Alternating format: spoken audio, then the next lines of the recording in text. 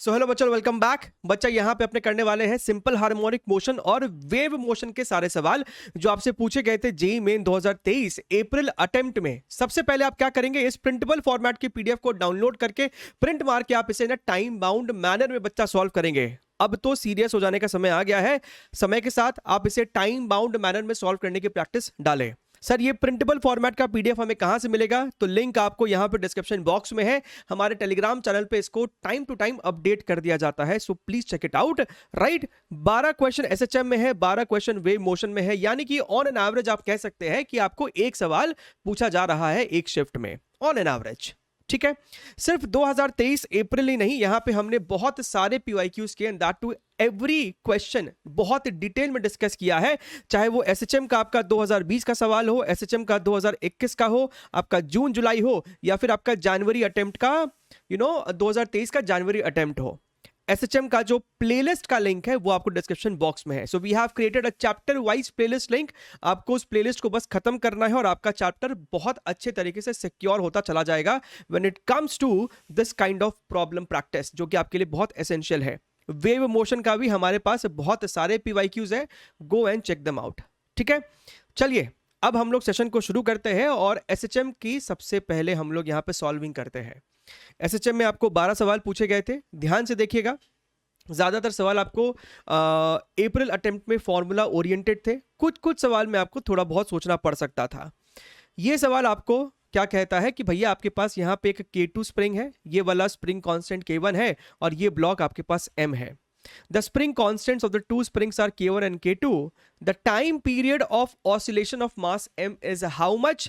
तो यहाँ पे एक जो सिली मिस्टेक बच्चे कर सकते हैं कि उनको लगता है कि K1 और K2 स्प्रिंग यहाँ पे सीरीज में है, जबकि ऐसा नहीं है। आप जब यहाँ पे क्या स्मॉल m ब्लॉक को मान लीजिए राइट साइड x कंप्रेस करते हो, राइट साइड x पुश करते हो, तो K1 x से कंप्रेस होगा और K2 x से इलोंगेट होगा।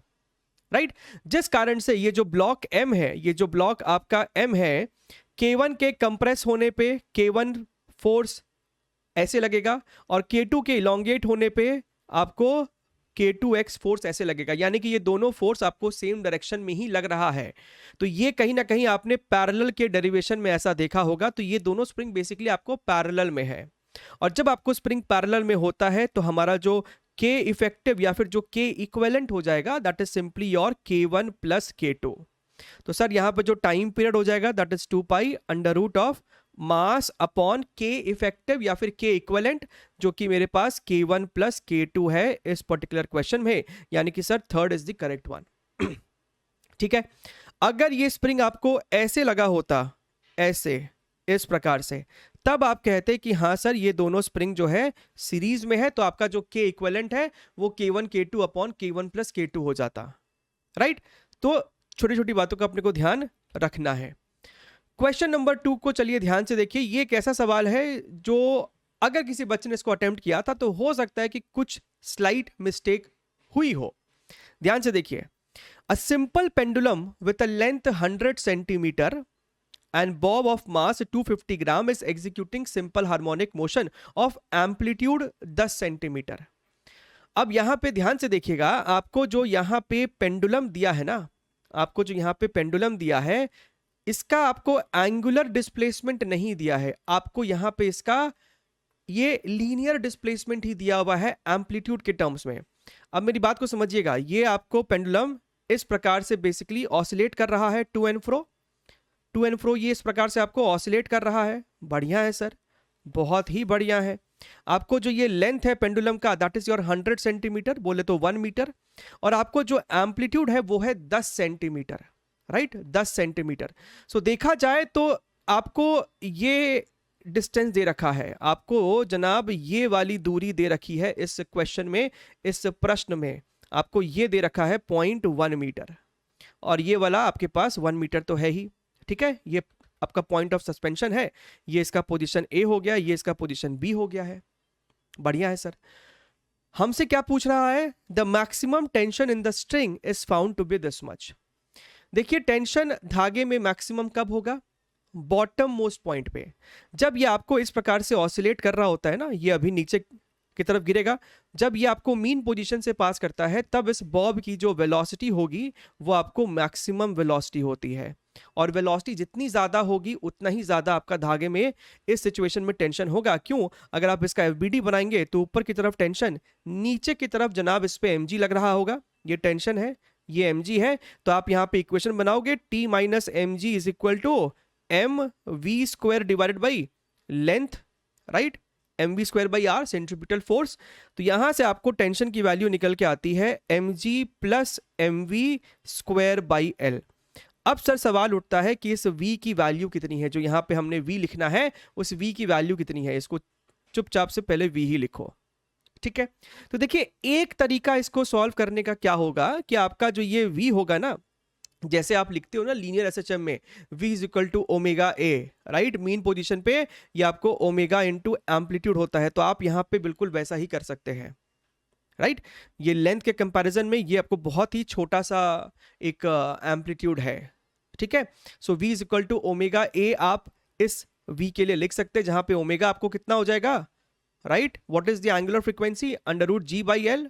सिंपल पेंडुलम में आपको टाइम पीरियड क्या होता था, 2 pi under root L by G, तो ओमेगा क्या हो जाएगा under root G by L into your amplitude.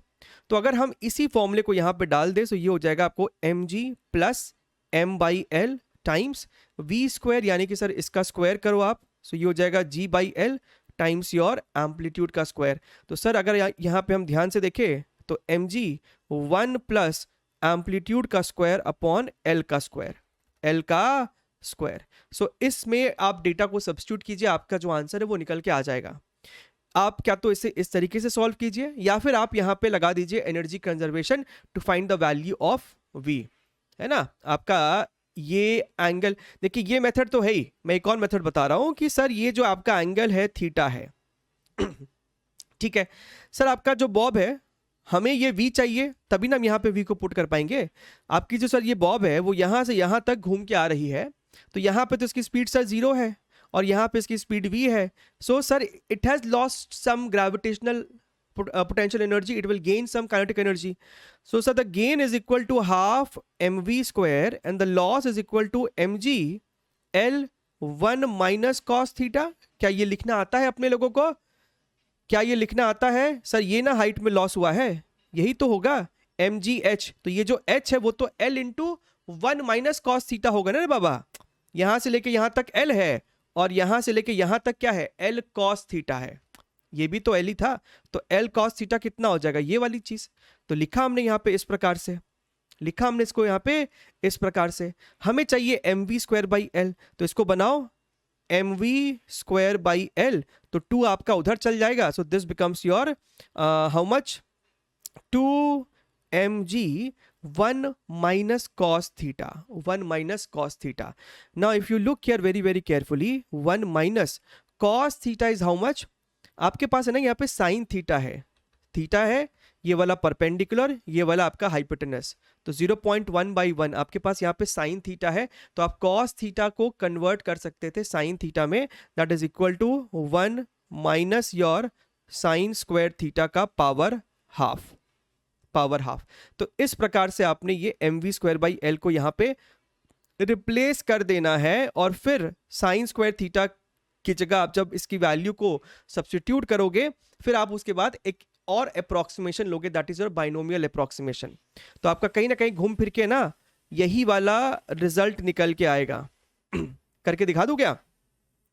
M V square by L है, आपके पास ये वाला टर्म था, तो आप इसको क्या लिख सकते थे, let me right it over here, this is your 2mg, यहाँ पे आपके पास साइन स्क्वायर थीटा है, साइन थीटा कितना है, ये आपका एम्पलीट्यूड है और ये आपका l है, तो sine theta is a by L, so this is your 1 minus your a square by L square, है ना, इसकी पावर हाफ। ठीक है, अब अगर तुम ध्यान से देखो तो a की वैल्यू तो बहुत छोटी है l के सामने 0.1 और यहाँ पे 1 है। तो सर जब इस प्रकार का आपके पास सिचुएशन होता है जहाँ पे आपको ये वाली जो चीज़ है वो 1 से बहुत छोटी है, तो आप यहाँ पे बाइनोमियल अप्रोक्सीमेशन लगा सकते हैं ना, 1 plus X to the power n is equal to 1 plus nx, ये वाला अप्रोक्सीमेशन हम लगा सकते हैं। तो अगर आप उसको लगाओगे तो क्या आ जाएगा, 2mg 1, ये हाफ यहाँ पे मल्टीप्लाई हो जाएगा और ये माइनस, यानी कि ये ब्रैकेट को भी खोलो। सो 1 - 1 plus A square by 2l²। तो 1 से 1 मर गया, 2 से 2 आपका मर गया, क्या आ जाएगा mg into A square by l²। यही तो है mg into A square by l²। तो देखा सेम टू सेम आया ना। तो दोनों मेथड से आपका यही वाला रिजल्ट निकल के आएगा। At the end of the day अपने को इसमें वैल्यूज पुट करना है। एक कैच यहाँ पे क्या है, बहुत बच्चे 10 पुट करेंगे तो आपको आंसर 101 निकल के आएगा, जो कि गलत हो जाएगा। सवाल में कुछ नहीं मेंशन्ड है, तो आप जी की वैल्यू को 9.8 लेके चलेंगे। That is the catch over here. Mass 250 grams यानी कि 1/4 kg multiplied by 9.8 bracket 1 plus amplitude is your 0.1 का स्क्वायर, यानी कि सर 0.01। सर लेंथ तो 1 ही है, तो ये आपका नीचे में 1 ही हो जाएगा। बस इसी को सॉल्व कर दीजिए। That is your 4.9/2 multiplied by this is your 1/100, यानी कि सर 101 डिवाइडेड बाई 100। इसको आप जब सॉल्व करेंगे ना तो ये आपको निकल के आएगा 98.9 divided by 40, which is very close to. नीचे 40 रखना है तो x की वैल्यू कितनी हो जाएगी, 98.9 को राउंड ऑफ किया तो 99 निकल के आएगा। सो इस सवाल का जो सही जवाब है वो आपको 99 हो जाने वाला है। ठीक है, चलिए आगे बढ़ते हैं। तो इस पे हमने प्रॉपर ही रिसर्च कर लिया, दोनों ही मेथड मैंने आपको यहां पे बना के दिखा दिए हैं। Okay come on. सवाल में आपसे क्या कहता है, for a particle P revolving around the centre O with radius of circular path R and angular velocity omega as shown in the figure below, the projection of OP on the x axis at time t is how much. तो ध्यान से देखिएगा, बिल्कुल भी मुश्किल सवाल नहीं है, काफी फंडामेंटल ही है। आपको ये भी, ये हमारा ऐसे डॉटेड करके दिखाया हुआ है। हमसे कहता है कि समय शून्य पे जो पार्टिकल है वो यहाँ पे, देखो यहाँ पे क्या है, t equals to 0। Sir t equals to 0 पे आपका जो पार्टिकल है वो ऐसा है, यहाँ पे है, यानी कि पार्टिकल और जब सेंटर को जोड़ा तो ये एंगल शुरुआत में 30 डिग्री बन रहा है। किसी भी टाइम t पे पार्टिकल घूमते घूमते यहाँ पे पहुंच गया, किसी भी टाइम t पे पार्टिकल घूमते घूमते आपको यहाँ तक पहुंच गया है। बढ़िया है सर, बहुत बढ़िया है। तो कितना एंगल घूम गया है थीटा टाइम में, राइट सॉरी कितना एंगल ये घूम गया है टी टाइम में, थीटा। तो क्या सर हम थीटा को लिख सकते हैं ओमेगा इंटू टी, ये आपको ओमेगा एंगुलर वेलोसिटी से घूम रहा है, तो क्या हम थीटा को लिख नहीं सकते ओमेगा इंटू टी। अब अगर तुम ध्यान से देखो तो भैया पार्टिकल यहां पे है अभी, तो इसका जो एक्स एक्सिस पे प्रोजेक्शन होगा, ये जो एम्पलीट्यूड है यानी कि जो रेडियस है वो r कह रहा है, यानी कि सर ये वाली लेंथ कितनी हो जाएगी, r cos 30 प्लस थीटा, यानी कि theta plus 30 and 30 is nothing but π/6। Sir यही तो हो जाएगा x, सर यही तो x हो गया है। तो sir x is equal to r cos theta की जगह लिखोगे ओमेगा t प्लस योर π/6। कौन सा ऑप्शन है, ऑप्शन नंबर 1। खत्म। देखिए कितना सिंपल सा है, बस अपने को प्रोजेक्शन लेना था। ओके ध्यान से देखिए, a particle executes SHM of amplitude a along x axis. समय शून्य पे पार्टिकल जो है a/2 पे है and it is moving along the positive x axis, तो वो पॉजिटिव x एक्सिस के तरफ भाग रहा था, दौड़ रहा था। This is your x equals to 0, this is your x equals to a और this is your x equals to a/2, और जो आपका पार्टिकल है वो आपको पॉजिटिव साइड जा रहा है। It moves along the positive x-axis. The displacement of particle in time is t. ये इक्वेशन दिया है। Then the value of delta is how much. तो हमको बेसिकली ये है ना, इनिशियल इस डेल्टा को कहते हैं हम लोग इनिशियल फेज कांस्टेंट, हमें यही पता करना है। तो आपको तो दिया हुआ है ना इंफॉर्मेशन की समय शून्य पे x की वैल्यू a/2 थी, इसको यहां पे सब्स्टिट्यूट करो। x की वैल्यू कितनी है, a/2 है, और कितने टाइम पे, समय शून्य पे, तो यहां पे t को 0 पुट कर दोगे, यहां पे आपके पास डेल्टा बचेगा, a से a आपका मर जाएगा। So 1/2 is equal to sine of delta, यानी कि sir delta is equal to π/6, क्योंकि 30 डिग्रीज होता है ना साइन 30। तो ये हो गया आपका ऑप्शन नंबर 1। खत्म। चलिए अगला सवाल देखें, question number 5। For a periodic motion represented by equation this much the amplitude of the motion is how much. तो सुपर पोजिशन ऑफ 2 SHM का ये सवाल है, PYQs में आपको पहले भी पूछा जा चुका है बहुत बार सवाल में। यहाँ पे 3 यहाँ पे 4 होता था तो आंसर 5 आता था, यहाँ पे आपको 1 और 1 दिया हुआ है। तो सबसे पहले क्या करते हो, सबसे पहले दोनों को ही साइन में कन्वर्ट करो। तो cos ओमेगा टी को आप लिख सकते थे sin omega T plus your π/2। अब इसके साथ 1 जुड़ा हुआ है, इसके साथ भी 1 जुड़ा हुआ है, यानी कि 2 एम्पलीट्यूड्स हो गए हैं, एक 1 और ये जो ये वाला 1 है वो इसके कंपैरिजन में π/2 आगे है, तो आपको दूसरा एम्पलीट्यूड π/2 आगे बनाना पड़ेगा। तो एक ये रहा 1, एक ये रहा 1, इनके बीच में फेज डिफरेंस 90 डिग्री का। तो सर जो इसका रिजल्टेंट हो जाएगा वही मेरा हो जाएगा net amplitude, that is your √2, right, √1² + 1²। तो √2 तो सर ऑप्शन नंबर 2 में है, सिंपल एकदम, राइट। सब कुछ मेंशन्ड है हमारे उस रिवीजन वीडियो में, तो कुछ भी और यहां वहां भटकने की जरूरत नहीं है। Go and check them out. A rectangular block of mass 5 kg attached to a horizontal spring, spiral spring, executes simple harmonic motion of amplitude 1 and time period 3.14 second. The maximum force exerted by the spring on block is how much? देखिए maximum force जो होता है, that force क्या होता है, mass into acceleration. तो force maximum तब होगा जब एक्सेलरेशन मैक्सिमम होगा, और मैक्सिमम एक्सेलरेशन कब लगता है, एक्सट्रीम पोजीशन पे, that is your ω² into a। अब देखो कि आपके पास क्या क्या है, क्या मेरे को मास दिया है, दिया है, simple harmonic motion of amplitude 1 metre, क्या मेरे पास एम्पलीट्यूड है। क्या मेरे पास टाइम पीरियड है, नहीं, मेरे पास तो ओमेगा है। तो क्या दिक्कत है, आप ओमेगा को क्या लिख सकते थे, 2π/T और इसका होल स्क्वायर कर दोगे, तो आपके पास क्या बचा, ma इंटू 4 इंटू π²/T²। अगर तुम ध्यान से देखो तो मास इतना है, एम्पलीट्यूड 1 है, ये 4 है जनाब, पाई की वैल्यू भी 3.14 और टाइम पीरियड भी 3.14। सर मतलब ये दोनों तो आपस में कट गया है, तो ये तो 1 हो गया है। So this is your 20 Newton. तो 20 ऑप्शन में है क्या, बिल्कुल, सॉरी 20 आंसर है आपका, ठीक है। चलिए आगे बढ़े, let us see your question number 7। The variation of kinetic energy of a particle executing simple harmonic motion with the displacement starting from mean position to extreme position। सारा ये ग्राफ भी मेंशन्ड है हमारे उस बहुत छोटे से 15 से 20 मिनट के वीडियो में। तो आपको यहाँ पे बेसिकली ग्राफ ही तो बनाना है।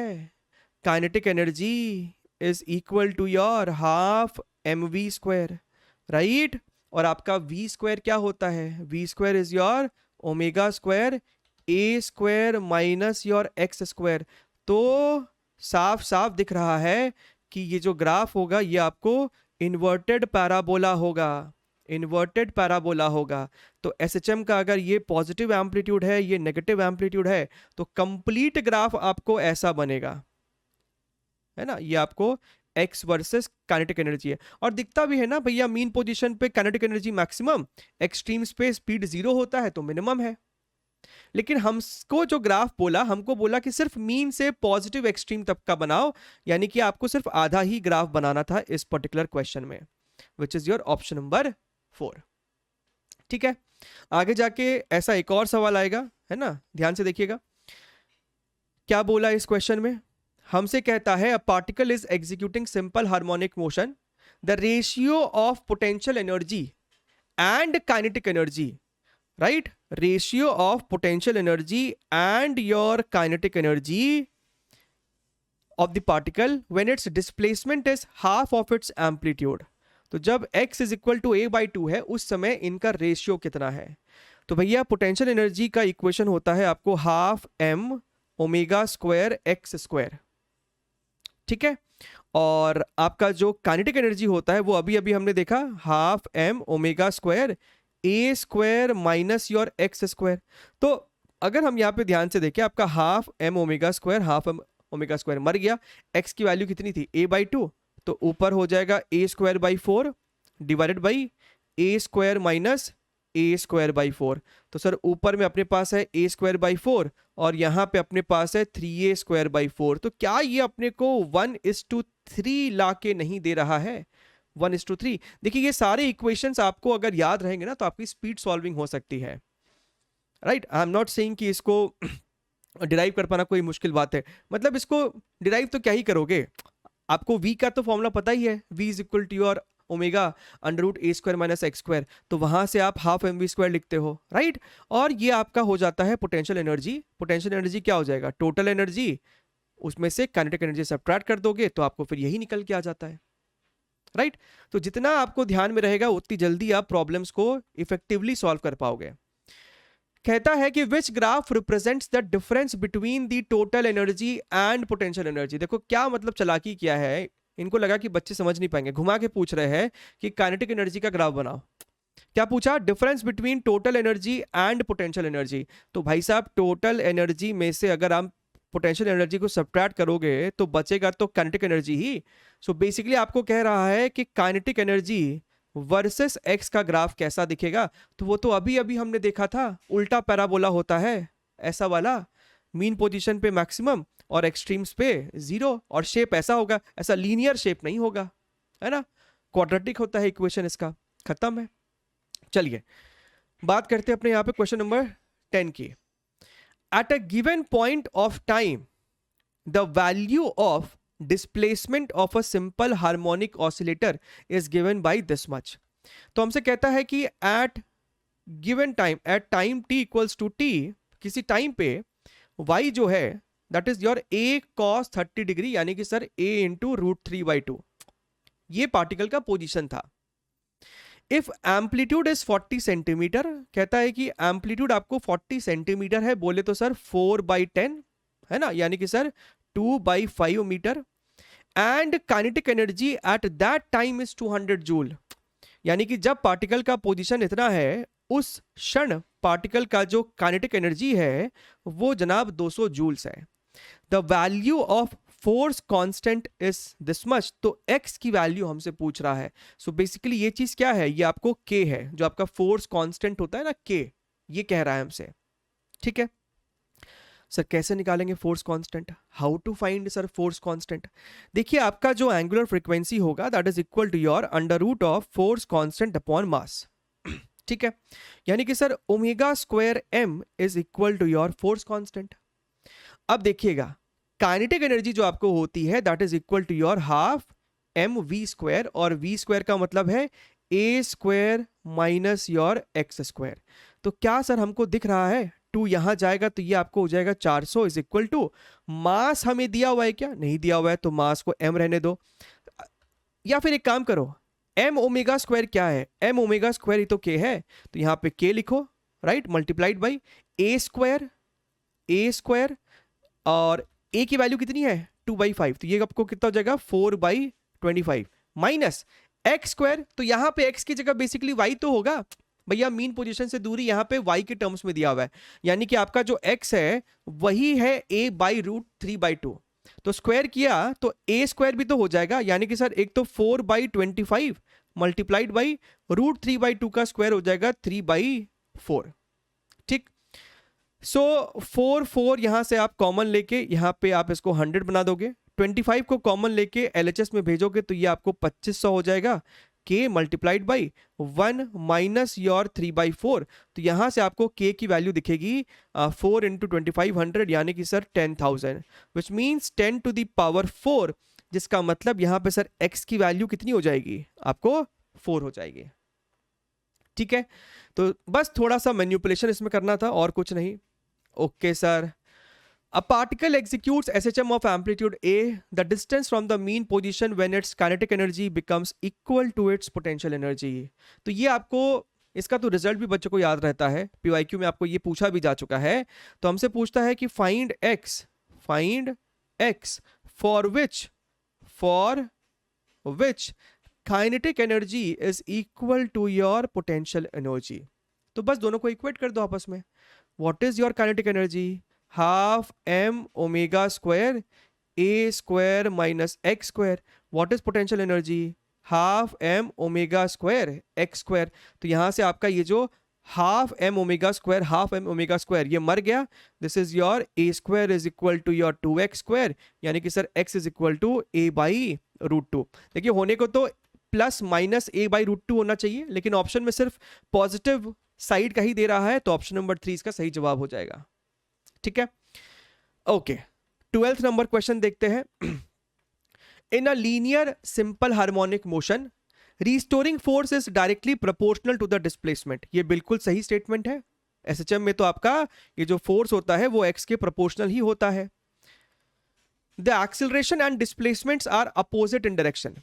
ये भी बिल्कुल सही बात है। अगर तुमको ध्यान में हो, एसएचएम में क्या होता है कि आपका ये मीन पोजीशन है, अगर पार्टिकल अगर मीन पोजीशन के राइट साइड है, यानी कि अगर डिस्प्लेसमेंट आपका राइट साइड है, तो इस पे फोर्स पीछे की तरफ लगता है, यानी कि acceleration left side. So acceleration is always opposite to your displacement. तो ऑप्शन नंबर स्टेटमेंट बी भी सही है। The velocity is maximum at mean position, बिल्कुल सही स्टेटमेंट है, ये तो बिल्कुल सही है। Acceleration is minimum at extreme, गलत है ये। एक्सट्रीम पे एक्सेलरेशन मैक्सिमम होता है, ना कि मिनिमम। मिनिमम तो मीन पोजीशन पे एक्सेलरेशन आपका मिनिमम होता है। तो ए, बी और सी जो है वो सही था। ठीक है, चलिए अब यहां पे अपने बात करते हैं वेव मोशन की। एक ऐसा सेक्शन है जहां पे आप मान के चलिए कि Doppler's effect, resonance tube, organ pipe, ये सबसे ज्यादा इंपॉर्टेंट है। बहुत ज्यादा इसमें डीप डाइव करने की जरूरत नहीं है अगर आपके पास समय कम है, स्पेशली जेई मेंस के लिए। ठीक है, तो जो भी कंटेंट यहां पे आपको वेव मोशन के प्लेलिस्ट में हमने प्रोवाइड किया है, that is more than sufficient. उसको भी कर लोगे तो टाइम खराब करने की जरूरत नहीं है यहां वहां। A person driving car at a constant speed of 15 metres per second is approaching a vertical wall. The person notices, अब हमने है ना ये वाले वैरायटी का भी आपको अपने डॉपलर इफेक्ट के वीडियो में इसका ट्रिक समझाया है ना, सब कुछ दिया हुआ है, कुछ भी आपका नहीं छूट रहा है। तो सर यहां पे आपको दीवार है इस प्रकार से, और ये अपने पास गाड़ी वाड़ी है। ठीक है सर, अच्छा ये आपको साउंड एमिट कर रहा है with some frequency F naught. ठीक है, a person driving a car, तो कार की जो गति है ये हमको कहता है 15 मीटर्स पर सेकेंड है। The person notices a change of 40 hertz in the frequency of his car's horn upon reflection from the wall. The frequency of horn is how much? Speed of sound in air is 330. हमसे कहता है कि देखिए अंदर जो बैठा driver है ना, अंदर जो बैठा ऑब्जर्वर है, आपको एक फ्रीक्वेंसी तो वो एफ नॉट ही सुन रहा है भैया, जो फ्रीक्वेंसी वो एमिट कर रहा है वो तो डायरेक्टली वो सुन ही रहा है।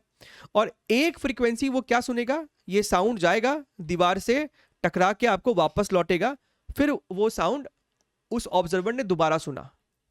तो वो जो साउंड सुना उसकी फ्रीक्वेंसी अगर f1 है, तो हमें जो यहां पे दिया है that is difference of f0 and f1। इस ऑब्जर्वर ने दो फ्रीक्वेंसी सुनी, एक डायरेक्ट और एक रिफ्लेक्टेड। उन दोनों का जो डिफरेंस है वो हमें प्रश्न में दे रखा है। तो सर हमें ये f1 तो चाहिए ना, कि भैया जो टकरा के लौटी वो क्या फ्रीक्वेंसी उस ऑब्जर्वर ने सुनी। तो इसी का एक तो होता लंबा मेथड कि पहले ये पता करो कि ये दीवार ने क्या सुना, फिर उसको रिफ्लेक्ट करके ऑब्जर्वर ने क्या सुना। इसका जो डायरेक्ट शॉर्टकट मेथड आपके लिए होगा कि यहां पे हमने आपको सिखाया क्या था कि आप तो ऐसा मानिए कि आपके पास यहां पे दो कार है, इस दीवार को हटा दीजिए और आप तो ऐसा मानिए कि दीवार आपके लिए एक मिरर की तरह है। तो अगर यहां पे एक कार दीवार की तरफ जा रही थी, तो यहां पे भी आपके पास एक और कार अब आपके जीवन में आ जाने वाली है, कुछ इस प्रकार से। ठीक है, ये मेरे लिए ऑब्जर्वर है, ये मेरे लिए ऑब्जर्वर है, राइट, और ये मेरे लिए सोर्स है, ये मेरे लिए सोर्स है अब जो आपको f0 फ्रीक्वेंसी एमिट कर रहा है। ठीक है, ये मेरे लिए ऑब्जर्वर है इस समय, और ये ऑब्जर्वर ने f1 फ्रीक्वेंसी सुना। दोनों कार की जो स्पीड है वो यही है, that is your 15 metres per second, 15 metres per second, और ये अपना जनाब सोर्स है। तो सर f1 का क्या लिखोगे value, f1 is equal to original frequency, c observer का स्पीड, c सोर्स का स्पीड। c क्या है, स्पीड ऑफ साउंड। अब ऑब्जर्वर सोर्स की तरफ भाग रहा है तो फ्रीक्वेंसी को बढ़ाना चाहेगा, तो प्लस, सोर्स भी ऑब्जर्वर की तरफ भाग रहा है तो फ्रीक्वेंसी को बढ़ाना चाहेगा, तो यहां पे माइनस साइन डालना पड़ेगा ताकि आपका ओवरऑल ये F1 इंक्रीज करवाए। ये सब कुछ सिखाया है डॉपलर इफेक्ट्स के वीडियो में, बहुत ही कम टाइम में डिटेल्ड है वो, उससे ज्यादा की आपको जरूरत नहीं है। F0 की वैल्यू कितनी है, अच्छा वही तो सॉल्व करना है बाबा। F0 C कितना है 330, सो 330 प्लस 15 डिवाइडेड बाई 330 माइनस 15, सो ऊपर में आपके पास बन जाएगा 345 और नीचे में है 315 इंटू F0। हमको सवाल में जो चीज पूछा है दैट इज डेल्टा F, यानी कि F1 minus F0, right. F1 जो टकरा के लौटा और F0 जो वो डायरेक्ट सुना, इसका डिफरेंस। तो F1 की वैल्यू कितनी थी 345 divided by 315 into F0 minus your F0, so this becomes your 30 divided by 315 into F0, this value is your delta F। अब सर डेल्टा F हमें दे रखा है 40, डेल्टा F हमें दे रखा है 40, this is equal to 30 divided by 315 into your F0, शून्य से शून्य यहां पे चला गया, 3 इसको कट करेगा तो ये सर 105 हो जाएगा, यानी कि सर F0 की जो वैल्यू आ रही है वो आ रही है 420 हर्ट्ज।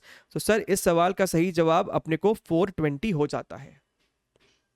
ठीक है, चलिए आगे बढ़े, अगला सवाल देखते, question number 2। Ratio of speed of sound in hydrogen gas to speed of sound in oxygen gas at same temperature is how much. तो भैया speed of sound in gas का जो फॉर्मूला होता that is your gamma RT by M। Gamma यहां पे क्या है, adiabatic ratio.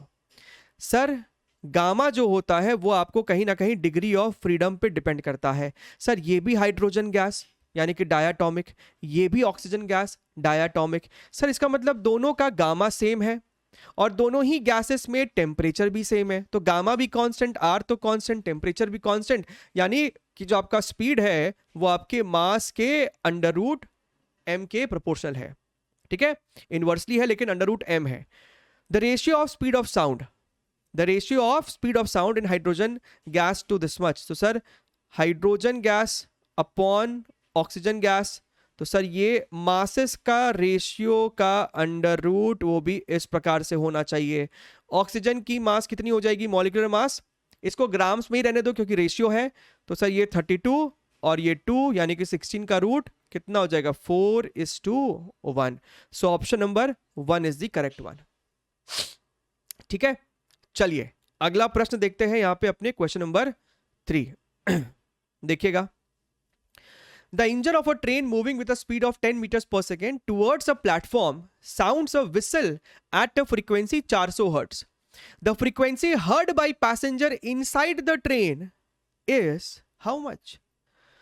तो भाई साहब यहां पे तो कुछ है ही नहीं सवाल में, ये आपका ट्रेन है और ये आपको किसी स्पीड से 10 मीटर्स पर सेकेंड की स्पीड से जा रहा है, जो फ्रीक्वेंसी वो यहां पे एमिट कर रहा है दैट इज योर 400 हर्ट्ज। तो अंदर जो आपको ऑब्जर्वर है वो क्या फ्रीक्वेंसी सुना है, तो भैया ऑब्जर्वर यहां पे जो सोर्स है और ऑब्जर्वर दोनों तो सेम स्पीड से ही ट्रैवल कर रहा है, दोनों सोर्स और ऑब्जर्वर के बीच में कोई भी रिलेटिव मोशन नहीं है, तो ऑब्जर्वर तो वही फ्रीक्वेंसी सुनेगा जो कि एक्चुअली में एमिट भी हो रहा है, राइट। तो यहां पे तो कुछ करना ही नहीं था, 400 कहां गया, ऑप्शन नंबर 2 इसका जवाब है, खत्म खेला एकदम। ठीक है, प्रेजेंस ऑफ माइंड अप्लाई कीजिए, आंसर लेके आइए। An organ pipe 40 centimetre length is open at both ends. अगर बोथ एंड्स पे ओपन होता है तो आपको nth हार्मोनिक का इक्वेशन क्या हो जाता है, NV/2L। ये सब कुछ सिखाया है ऑर्गन पाइप्स में। The speed of sound in air is 360 metres per second. The frequency of the second harmonic is how much, तो कुछ नहीं, यहां पे n की जगह 2 पुट कर देना है।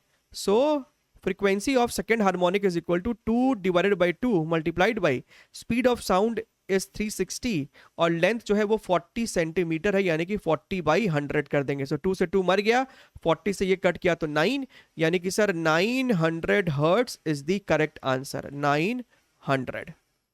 ठीक है, चलिए आगे बढ़ते हैं, अगला सवाल question number 5।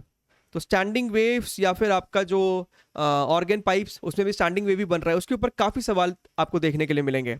A guitar string of length 90 centimeter vibrates with a fundamental frequency of 120 hertz. Guitar strings है तो स्ट्रिंग आपको दोनों एंड पे फिक्स्ड है बेसिकली, तो उस केस में जो आपको फंडामेंटल फ्रीक्वेंसी का इक्वेशन होता है that is again your v divided by 2l, right, जहां पे v क्या होता है, v आपको होता है 1/2l, under root of v आपको होता है tension upon mass per unit length. A guitar string of length 90 centimeter vibrates with a fundamental frequency इतना, the length of string producing a fundamental frequency of 180 hertz will be how much।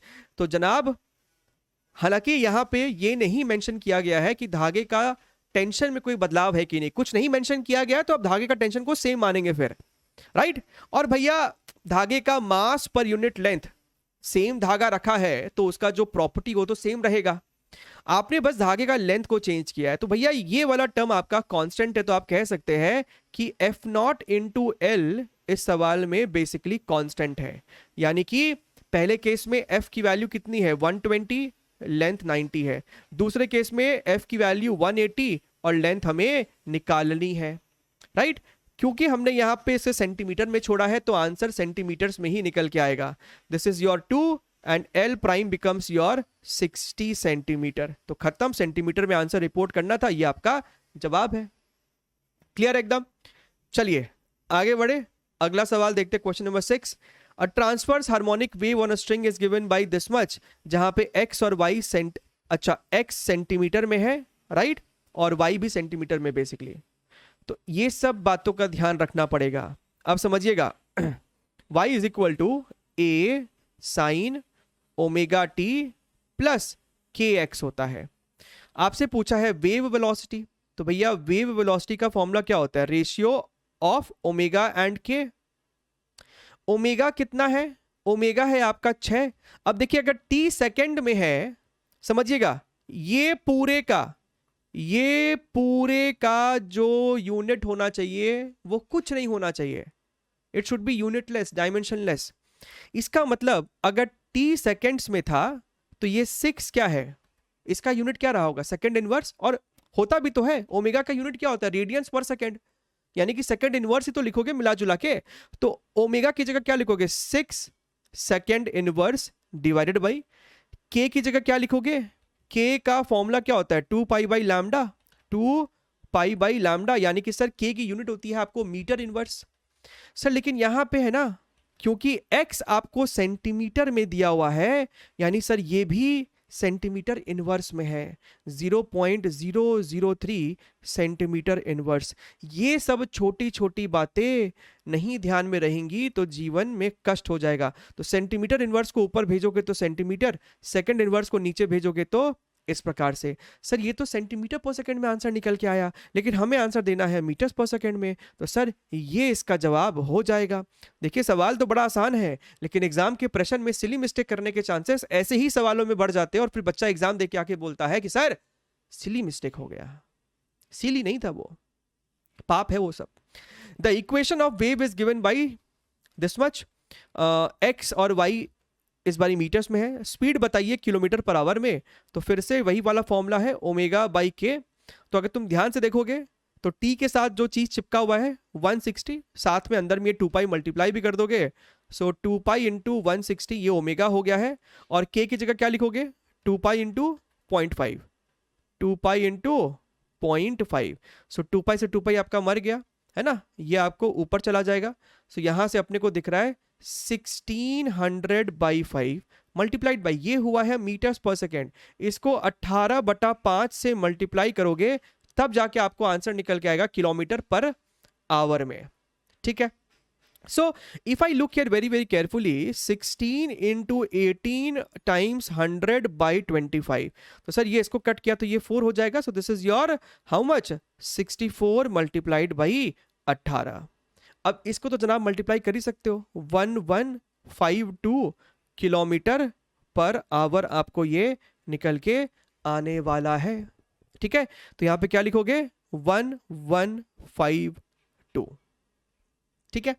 चलिए आगे बढ़ते हैं, अगला सवाल देखते हैं यहां पे question number 8। A car P traveling at 20 meters per second sounds its horn at a frequency this much. Another car Q is traveling behind the first car. So मुद्दे की बात यह है कि यहाँ पे आपको दो मूविंग ऑब्जेक्ट्स है ना, एक P है और एक आपका Q है। तो कार की जगह खाली यहाँ पे बस ऐसा साउंड वाला डब्बा बना देते हैं। तो आपके पास एक साउंड का यहाँ पे सोर्स है, राइट, जो आपको भाग रहा है 20 मीटर्स पर सेकेंड की स्पीड से। ये आपको बेसिकली P है, एंड जो फ्रीक्वेंसी ये एमिट कर रहा है वो आपको F0 है। F0 की वैल्यू अपने को दे रखी है 400 हर्ट्ज। Q वाले भाई साहब भी इसी के पीछे पीछे है। Q वाला जो आपका कार है वो भी इसी के पीछे पीछे ही भाग रहा है, राइट। ये आपका Q है, वो भी इधर भाग रहा है with a speed of 40 meters per second. देखिए सवाल में बोला गया है सेम डायरेक्शन में आपको Q दौड़ रहा है, तो P अगर राइट साइड था तो Q भी राइट साइड ही भाग रहा है। The frequency heard by the passenger of car Q is approximately how much. तो आपको पता करना है कि इसने क्या फ्रीक्वेंसी सुनी। तो सर इसने अगर F सुनी है, so F is equal to F0 C into, अच्छा C ऊपर ऑब्जर्वर का स्पीड, C सोर्स का स्पीड। अब अगर तुम ध्यान से देखोगे तो ये आपका है ना सोर्स है और ये ऑब्जर्वर सोर्स की तरफ भाग रहा है तो वो फ्रीक्वेंसी को बढ़ाना चाहेगा। सोर्स ऑब्जर्वर से दूर भाग रहा है तो वो फ्रीक्वेंसी को घटाना चाहेगा। तो इस बार यहां पे भी प्लस ही आएगा। F0 की वैल्यू कितनी है 400, यहां लिखो 400। C की वैल्यू कितनी है 360 प्लस ऑब्जर्वर की speed that is your 40 divided by 360 plus source की स्पीड 20। सो ये कितना हो जाएगा 400 मल्टीप्लाइड बाई 400 डिवाइडेड बाई 380। ठीक है, तो सर यहां से ये अपना कैंसिल आउट हो जाएगा। This is your 20, this is your 19। तो ये अपने को निकल के आ रहा है sir 80 divided by 19 times your 100। तो सिर्फ ये 80/19 अपने को करने की जरूरत है। तो सर ये एक बारी आपको 4 के साथ जाएगा, डेसिमल 4 के साथ गया तो कितना है 76, 76 में से 4/40, तो 40/9 कितना हो जाता है 2 के साथ 38। सो 2 के साथ गया, फिर आपको बचा होगा 20, तो 1 के साथ गया इनटू योर 100। यानी कि सर आपको जो आंसर आ रहा है वो 421 के अप्रॉक्स आ रहा है। That is your option number 2। खत्म, सिंपल। चलिए आगे बढ़े, बात करते हैं अपने यहां पे क्वेश्चन नंबर 9 की। A wire of density this much. देखिएगा यहां पे क्या खेल लिया सवाल में, वायर का डेंसिटी दिया है। जनरली हमको इस तरीके के सवाल में, स्टैंडिंग वेव के सवाल में वायर का मास पर यूनिट लेंथ देते थे। मास पर यूनिट लेंथ क्या होता था m/l, और हमें दिया है डेंसिटी रो। रो क्या होता है, रो आपको होता है मास बाई वॉल्यूम, राइट। इसका मतलब सर ये है कि अगर आपके पास मास पर यूनिट लेंथ है, मास पर यूनिट लेंथ को अगर हम एरिया से डिवाइड कर दे, राइट, यानी कि sir this is equal to m upon, यहां पे भी एक आ जाए a, तो क्या एरिया इंटू लेंथ ही वॉल्यूम नहीं हो जाएगा? और क्या सर यही डेंसिटी नहीं होता है? यानी कि सर हमें है ना एक रिलेशन मिल गया है कि आप mass per unit length upon cross section area को लिख सकते हो डेंसिटी के बराबर। ठीक है, A wire of density this much is stretched between two clamps 0.5 meter apart, यानी वायर की लेंथ 0.5 मीटर हो जाती है और दोनों तरफ से फिक्स्ड है। The extension developed in the wire is this much. Wire में जो टेंशन डेवलप हुआ उसके कारण वायर में एक इलोंगेशन आया है 3.2 इंटू 10⁻⁻4 मीटर का। यंग्स मॉडुलस जो है वायर का दे रखा है 8 into 10⁻10 newton per meter square. The fundamental frequency of vibration in the wire is this much. तो sir F0 is equal to V/2L, fundamental frequency बोला है। सो सर 1/2L है ना, लेंथ तो अपने को पता है, लेकिन वेलोसिटी क्या होती है T/μ। सर टेंशन ही तो नहीं पता है, तो मैं क्या कह रहा हूं कि अगर मैं ऊपर नीचे है ना, ऊपर भी एरिया और ऐसे अगर मैं करूं तो क्या आपको दिख रहा है कि टेंशन अपॉन एरिया यानी कि sir force upon area, stress is equal to Young's modulus into strain. तो सर ये स्ट्रेस हो गया है, so this is equal to how much Young's modulus into strain. Strain होता है x/l, और सर ये क्या है a ए को अगर नीचे लेके आओगे तो म्यू बाई ए क्या है, डेंसिटी के बराबर। तो सर इसका मतलब है ना, इसका मतलब सर अपने पास 1/1 रो भी है, तो ये डेंसिटी है। और ये वाला x बाई एल, बेसिकली ये l आपका वायर का लेंथ है। So fundamental frequency is equal to 1/2l under root of Young's modulus x upon rho into l. अब यहाँ पे डेटा को सब्स्टिट्यूट करते हैं, l की जगह 0.5 यानी कि sir 2 into 0.5 under root of y की value 8 into 10 to the power 10, x की value 3.2 into 10 to the power minus 4 divided by density is how much, 8 into 10 to the power 3 multiplied by length is your 0.5। तो इसको solve कीजिए, देखिए ये तो 1 हो जाएगा, ये तो आपका 1 ही है ना। और अगर हम यहाँ पे ध्यान से देखिए तो 8 और 8 आपका यहाँ पे मरेगा, एंड यहाँ से डेसिमल उड़ा के यहाँ से भी डेसिमल को आप उड़ा सकते हैं। सो और रादर क्या करो ना, 0.5 को लिख दो 1/2, तो 1/2 लिखने से क्या होगा, 3.2 के साथ मल्टीप्लाई होके वो बन जाएगा 6.4 multiplied by 10 to the power minus 3 ऊपर गया तो 10 to the power minus 7, इसके साथ किया तो 10 to the power 3। तो सर ये अपने को हो रहा है 64 into 100 यानी कि 80। तो यही तो है। सो 80 is the correct answer of question number 9। ठीक है, चलिए अगला सवाल देखते हैं हम लोग यहाँ पे, question number 10। For a certain organ pipe the first 3 resonances frequencies are in the ratio 1:3:5। इस पहले 2 लाइन का सिर्फ यही काम था कि आपको बता सके कि ऑर्गन पाइप किस टाइप का है। ऑर्गन पाइप एक साइड से क्लोज है और एक साइड से ओपन है, क्योंकि इसी ऑर्गन पाइप में आपको जो फ्रीक्वेंसीज का पैटर्न होता है वो 1:3:5 के आसपास के पैटर्न का होता है, क्योंकि यहाँ पे इक्वेशन होता है 2n-1 v divided by 4 into L. आप n की जगह 1 पुट करते हो तो ये 1 आता है, n की जगह 2 पुट करते हो तो ये 3 आता है, n की जगह 3 पुट करते हो तो ये 5 आता है। तो आप देखेंगे कि फ्रीक्वेंसीज 1:3:5 का ऑर्डर का है, रेशियो का है। If fifth frequency of fifth harmonic is 405, तो फिफ्थ हार्मोनिक का क्या मतलब है कि ये पूरी चीज 5 होनी चाहिए, उसी को कहते हैं फिफ्थ हार्मोनिक। तो फिफ्थ हार्मोनिक का मतलब हो गया है 5v/4l। यही चीज आपको 405 है, and the speed of sound is this much, the length of organ pipe is how much. तो खत्म, पुट करो, 405 is equal to 5 multiplied by 324 divided by 4 into l, right. 5 इसको कट करेगा तो ये कितना हो जाएगा 81, 4 इसको कट करेगा तो ये हो जाएगा 81, यानी कि sir length is equal to 1 metre, खत्म। So 1 is the correct answer, very simple. चलिए आगे बात करते हैं क्वेश्चन नंबर 11 की, second last question of this particular session. In an experiment with sonometer when a mass, अब सोनोमीटर भी हमने पढ़ाया है अपने उस वेव मोशन के वीडियो में, रिवीजन वीडियो में, मतलब नाम का रिवीजन है आपको वो काफी डिटेल में ही। In an experiment with sonometer when a mass of 180 gram is attached to the string, समझिएगा। तो ये बेसिकली सेटअप कैसा होता है, आपको सेटअप जो है वो देखिए कुछ इस प्रकार का रहता है। सेटअप जो है आपको कुछ इस प्रकार का रहता है। यहाँ पे आपको ये वायर है, ये रही आपकी काम की वायर, ठीक है। आप इसको 2 जगह से ऐसा ऐसा अटका सकते हैं, ठीक है। By moving this you can change the length between the 2 fixed ends. अच्छा, और इस वायर में टेंशन पैदा करने के लिए आप यहाँ पे बेसिकली एक मास लटका देते हो।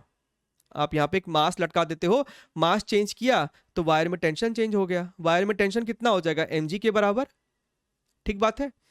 और ये हो गई आपको वायर की लेंथ, राइट, जो आपको पार्टिसिपेट करेगी स्टैंडिंग वेव में। कहता है कि जब मास 180 ग्राम है, it vibrates with a fundamental frequency of 30 hertz. When a mass m is attached, the string vibrates with a fundamental frequency of 50 hertz. तो m की वैल्यू क्या है, देखिए फंडामेंटल फ्रीक्वेंसी आपको हो जाएगा 1/2l, और v की जगह आप लिखोगे टेंशन अपॉन म्यू। टेंशन का मतलब mg upon mu is mass per unit length. क्या लेंथ चेंज कर रहे हो, नहीं। क्या आपने ग्रेविटी, तो खैर वो सेम ही है। क्या आपने म्यू चेंज किया, म्यू इस वायर का होगा मास पर यूनिट लेंथ, वो भी नहीं बदला है। तो आप बेसिकली मास बदल रहे हो तो फ्रीक्वेंसी चेंज हो रहा है, यानी कि frequency is proportional to under root of mass, यानी कि mass is proportional to frequency का स्क्वायर। तो हमसे वही पूछ रहा है कि आपका बाद में मास कितना है। So m2 by m1 is equal to your f2 by f1 का होल स्क्वायर। अगर हम ध्यान से देखें तो हमको m2 निकालना है, m1 हमको दे रखा है यहाँ पे 180 ग्राम, f2 हमको दे रखा है यहाँ पे 50 और f1 हमको दे रखा है यहाँ पे 30। सो 30 का स्क्वायर। तो यहां से आपका 0 से 0 मर गया, दिस इज योर 25 बाई 9, 9 इसको कट करेगा तो 20 हो जाएगा, यानी कि sir m2 is equal to your 500 grams. क्या आंसर ग्राम्स में देना था? बिल्कुल आंसर आपको ग्राम्स में ही देना है। ठीक है सर, चलिए अगला सवाल देखते हैं हम लोग यहाँ पे, question number 12, that is the last question of this particular session. अगर यहाँ तक पहुंच गए हो तो वीडियो को लाइक कर दीजिएगा, चैनल पे नए तो सब्सक्राइब भी कर दीजिएगा। The fundamental frequency of a vibration of a string stretched between two rigid support is 50 hertz. Fundamental frequency है। The mass of the string is 18 gram and its linear mass density is this much. Mu is equal to mass per unit length. आपको mu दे रखा है 20 grams पर metre, आपको मास दे रखा है wire का 18 ग्राम्स, आपको लेंथ नहीं पता है, तो लेंथ तो निकल गया ना यहाँ से। लेंथ कितना हो जाएगा? ग्राम से ग्राम आपका मर गया। So length is equal to how much? 18/20 meter, यानी कि सर 9/10 मीटर। तो ये आपका बेसिकली लेंथ हो गया है। ठीक है, अच्छा, the speed of transverse wave so produced in the string is how much? तो सर स्पीड जो आपको होता है that is equal to your under root of tension by mu.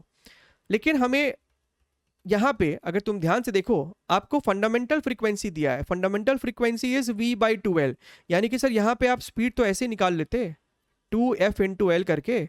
So 2 into frequency is your 50 and length is 9/10। तो sir यहां से 10 इसको cut करेगा तो 5 to 10, यानी कि सर ये आपको हो जाएगा 90 मीटर्स पर सेकेंड।